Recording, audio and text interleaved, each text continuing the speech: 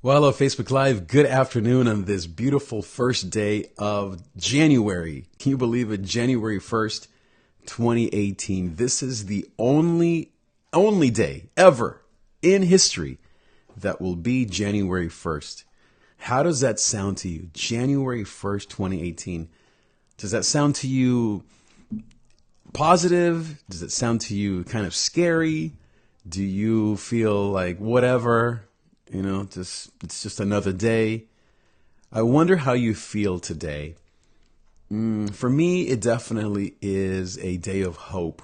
I always look forward to the first day of the year, or even the first day of summer, the first day of fall, because when you start something fresh, a new year, for example, it gives you this built-in encouragement to change your life. A new day, it could be a new life.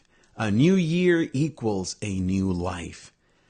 And yet, why are the statistics true that 80% of people give up on their goals in less than 2 weeks?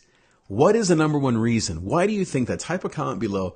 Say hello, say good afternoon, tell me how are you doing, and type in the comments below, what do you think is the number one reason why 80% of people give up on their goals? And that's why maybe they don't do them anymore.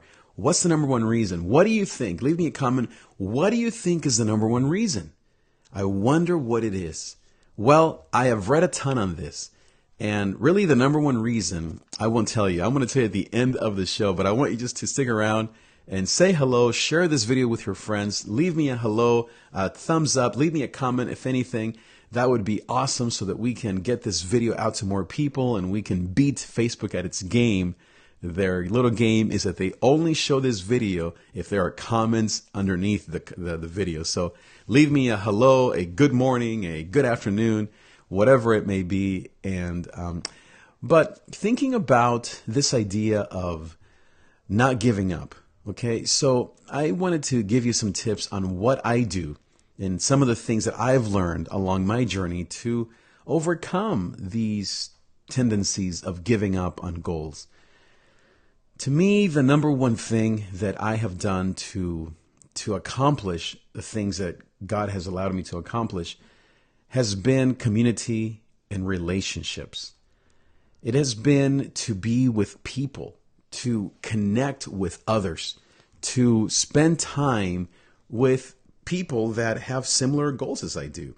That is very, very important. When you do things with other people, especially when you're trying to reach a weight loss goal, for example, and you do it with 2 or 3 other people, or even just with one more person, it releases endorphins in your brain. Because when you feel down, that other person might be having a great day. Or when you're feeling up, that other person might be feeling low. So that connection between people that are reaching a goal together is addicting, is life-changing. And the number one reason why people don't reach their goals, whatever they may be, is loneliness, is isolation. It's because at some point that positive mindset that you feel today, it goes away. And then your mind is flooded by all the negativity around you, or even just from your past. And so in order for you to keep that mindset going and to have that exactly, go unrealistic, better when you have another, exactly, Norma. It's better when you have somebody else. Now, if you pair up with somebody that's unrealistic as well, then you may have to change partners. It's almost like seeing a doctor or going to a trainer or even with friends. You got to mix and match your friends. You got to find someone that maybe if you're an idealist, that's more practical. Or if you're more practical, that's more of a visionary. So be smart about who you partner with so that you have someone that can complement you and not just be exactly the same as you. It's like the blind leading the blind otherwise. But the reason why getting back to why people give up on their dreams or on their goals, the number one reason, according to their research, is discouragement and loneliness.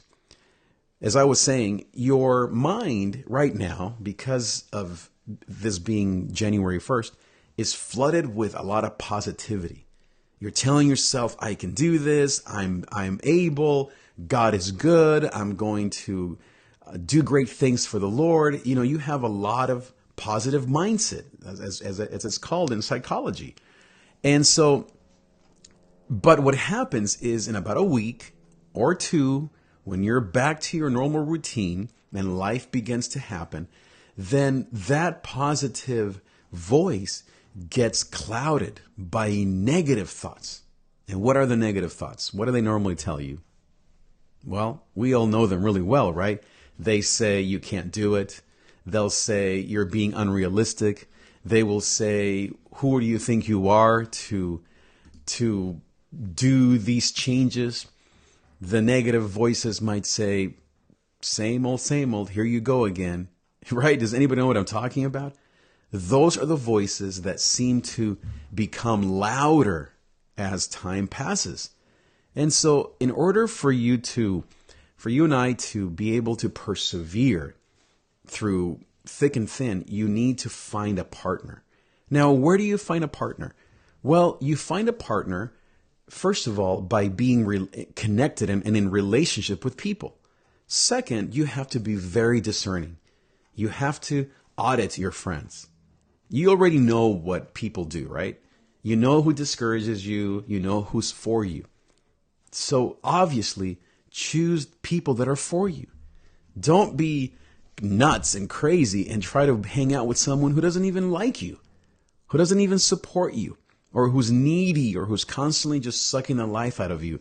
Don't spend time with a person like that unless you're going to go build into them. But we're talking about having people help you reach your potential. Second, make sure that you put a schedule around that time. Have it be a sacred time. So if you're going to go walking with your friend, make sure that that time, Friday at 7 a.m. or maybe it's at noon, whatever your schedule is, right? Make sure that you keep that time sacred and that you think about your life. Think about your biorhythms. When do you have the most energy? When do you tend to get lethargic and maybe anxious? When do you tend to be social? Think about your biology, your rhythms. Most of us now have been through some things, so we know when we tend to feel the best. Number 3 is make sure that you do something fun, that you love.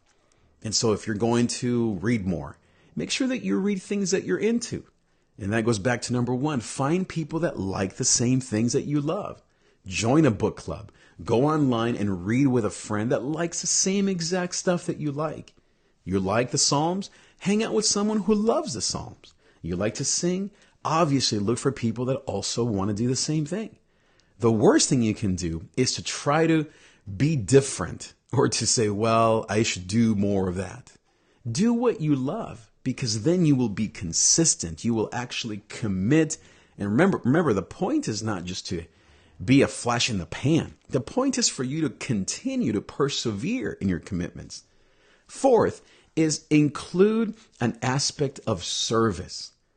So for example, let's say your goal is to lose weight this year, right? Or this week, this month, whatever. Well, maybe connect your camera, like I like to do, plug in your camera and just teach someone else what you're learning. Even if you're not yet looking like Miss Olympia or like Mr. Hollywood or whatever, document just your progress. Just simply the fact that you're getting up and tying your shoes. Get on a blog, write an email, call a friend. You don't have to be online. You can just simply let somebody else know what your progress is. You stayed home and you didn't feel like waking up and working out. You ate that extra bread and butter or sugary thing that you didn't want to. Document that. Write it down. Take a picture of it and post it. Or call someone and say, hey, I just want to tell you what my day was like. Document, help somebody. Now, why is that important? Because when you help somebody else, it actually connects you to humanity. You realize that everyone isn't perfect just like you. That everyone is just like you and me. That you're not the only person on January 1st wanting to lose weight, wanting to stop smoking, wanting to go to church, wanting to be a better husband or wife. Everyone feels the same way. And so when you connect with other people, especially when you're serving somebody else, you realize, oh, darn, I am not the only one. I'm not as odd as of a bird as I thought I was. Now, some of you are pretty odd, but you know what I mean, right? For the most part. Number 5, this is, I think, a very important tip, is to pray. We are body, mind, spirit. You have a spirit, not just a body. Don't leave God at church. Bring him with you as you go on your walk. If your goal is to work out every morning at 7, ask the Lord the night before, God, help me to wake up at 6. Help me to eat healthy. Pray before every meal. If you go to In-N-Out, say, Lord, help me to not eat the whole darn burger, just to eat half or a quarter of the burger, or to not order cheese. Ask God to be with you in your progress, in your ups and downs, in your failures. When you do end up being mad or controlling or being overly sensitive, ask God to be in the middle of your day. Number 6, I think this is also very, very important, is to include your family. Include your family in the goals that you're making. If you're a father, if you're a mom, your grandmother, include the people in your house. Inspire them. Do it with them.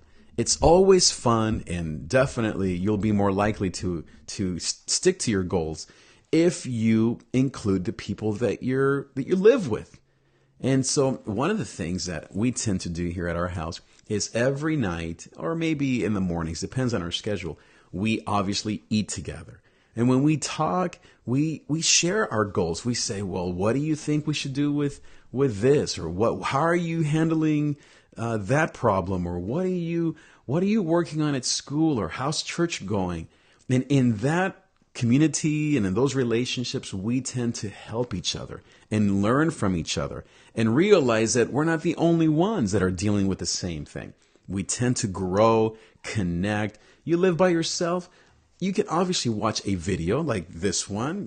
There's so much content out there, and you can just interact with that person or with that content. You can write some things down.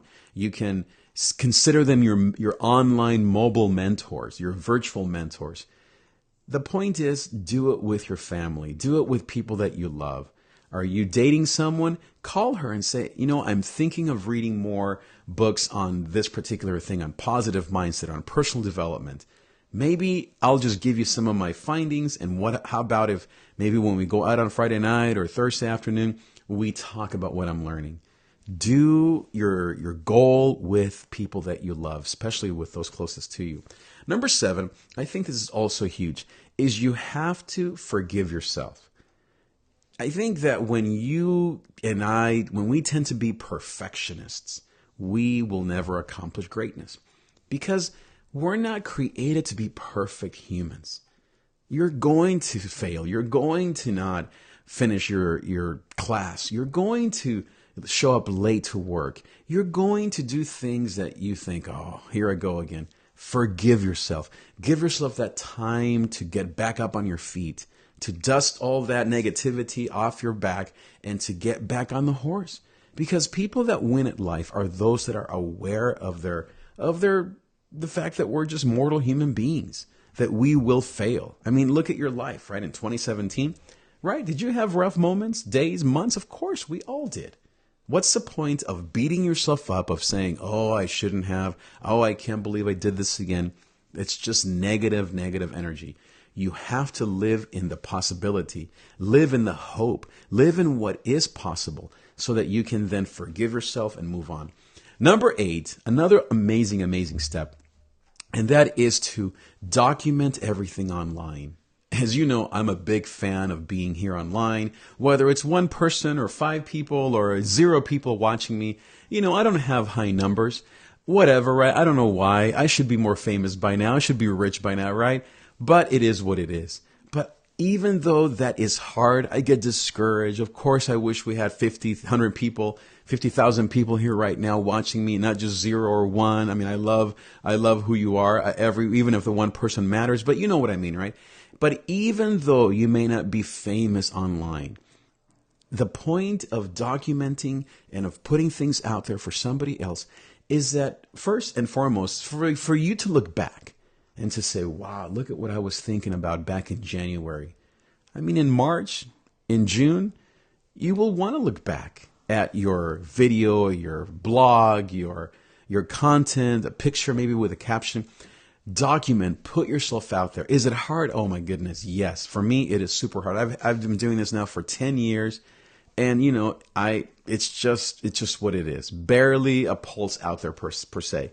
But I do it because every time that I look back, I know that it's progress. I'm making progress.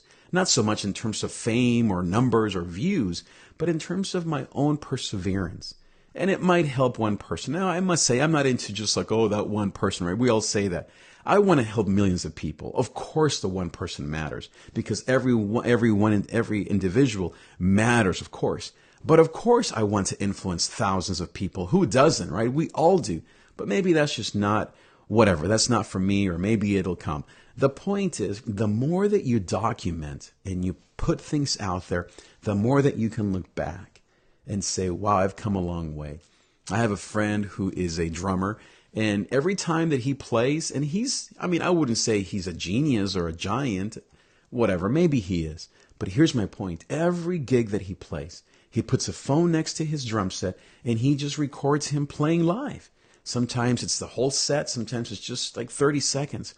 And I think, dude, that is so great, because people that are musicians like me are watching him put himself out there. Even though when he makes mistakes, which he hardly does, I must say, but even if there are mistakes or the volume is too loud or whatever, he is letting other people into his life, which is something that people really need. People need to know that you are human. People need to know that you feel bad. I can be honest with you. Of course, I struggle with having one viewer. Maybe you feel like, oh, I'm just one viewer. Nobody's here. Who doesn't want to be on a video where there are 50 or 1,000 people watching live? I mean, I love it when I'm watching videos and there are like 300 people there. You feel like, oh, this must be good, right? Of course, it's hard for me. I feel discouraged all the time. And don't tell me, oh, you shouldn't. It doesn't help me, okay? The point is, I know what I want, right? I know what I want. And I've been doing this for years, as I said, for 10 years. But I continue to do it because I have to be true to myself.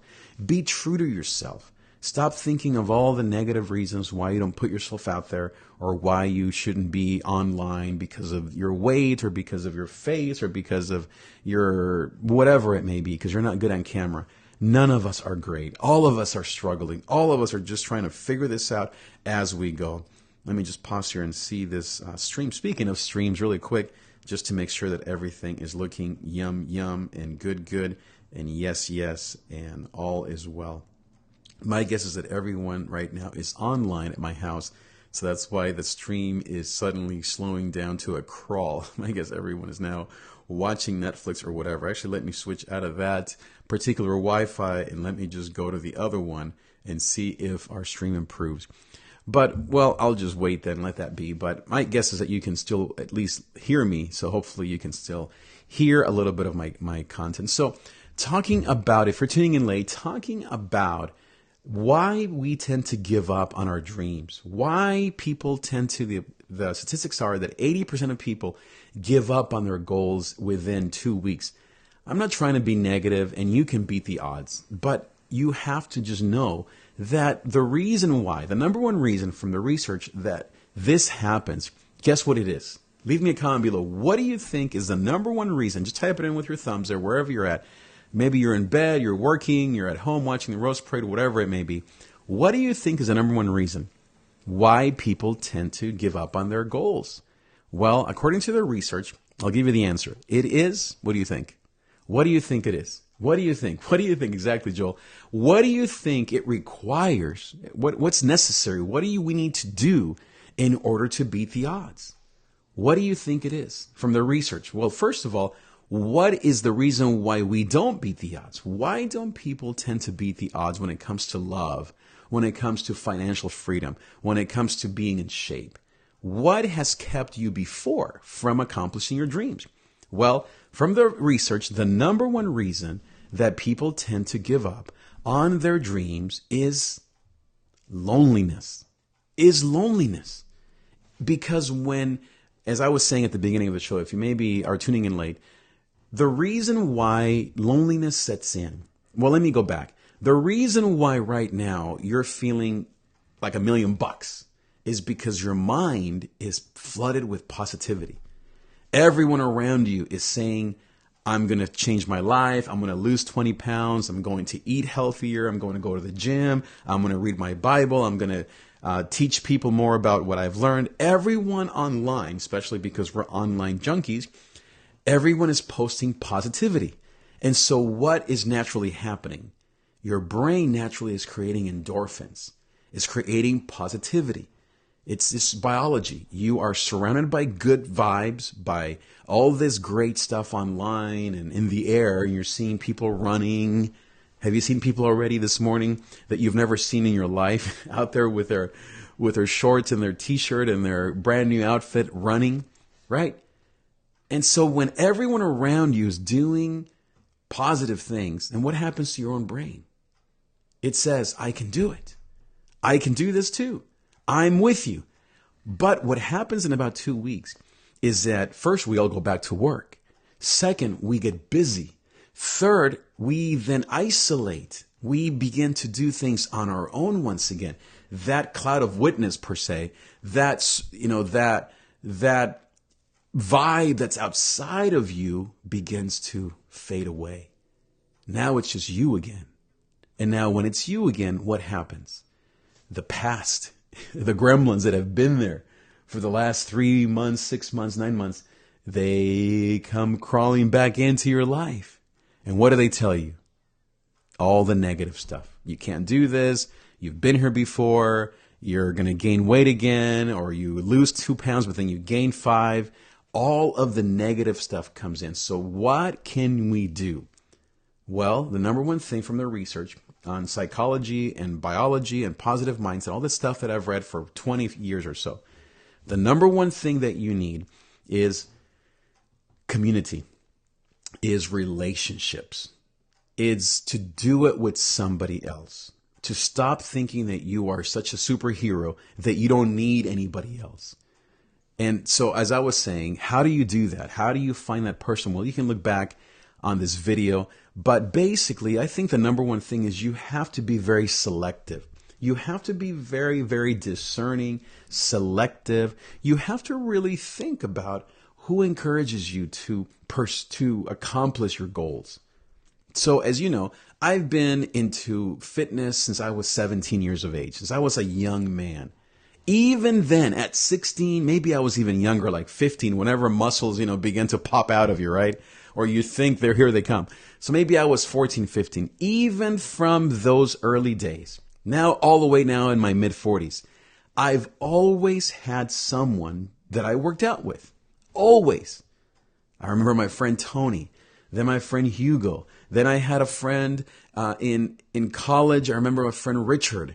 I always had these partners that whether we would go to the gym together, maybe we would go to the courts, the basketball courts here locally and play hoops for 3-4 hours. Or maybe I remember when I was 16, 17, I would lift weights. We lived in a 1-bedroom apartment in the second floor. And we would put the weights on the stairs, using that as an incline bench. You know how you have these incline benches at the gym? We would use the stairs, these wooden, creaky old stairs that I think they were being eaten by termites. We would use that as incline benches. I remember my uncle had maybe some cement discs or whatever you call them. They weren't metal or any of that. They were cement weights. And I remember using them with those 10-pound bars and just using literally, as I said, just the stairs. And our backs were killing us. I mean, there was no support there. We were laying on the stairs. But of course, we were 16. We didn't care, right? But I remember my friend Tony, he would come over every Saturday morning, I guess. Maybe, I don't know, Friday morning too. And we would live together.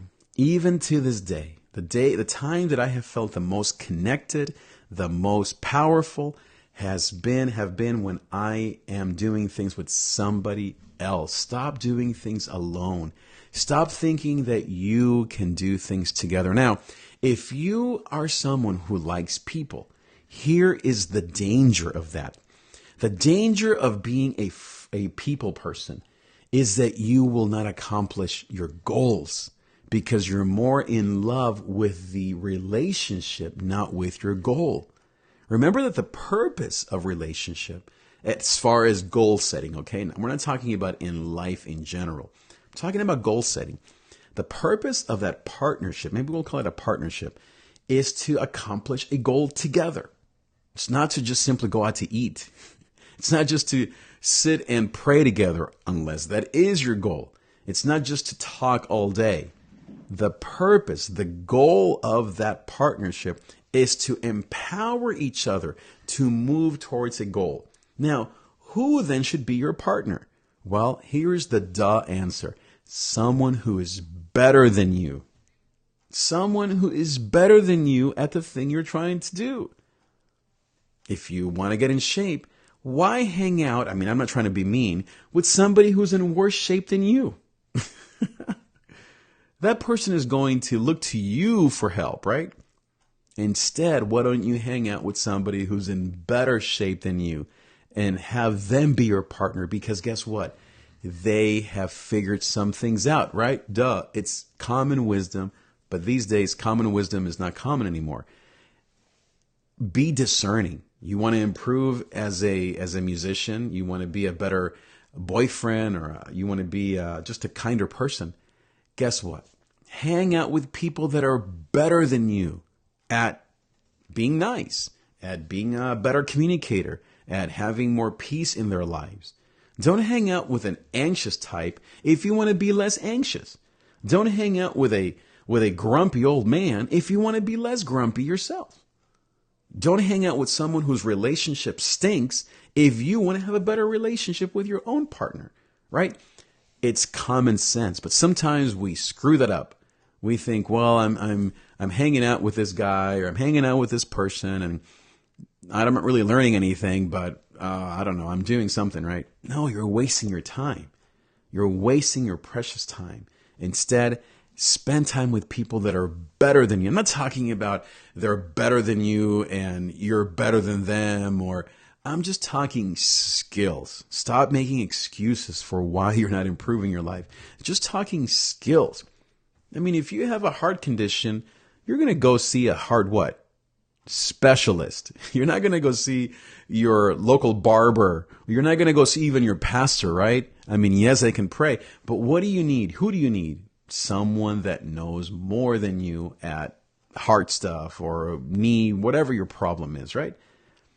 Go to people that are better than you. Be smart about your time, because none of us have that much time, right? You don't have too much time.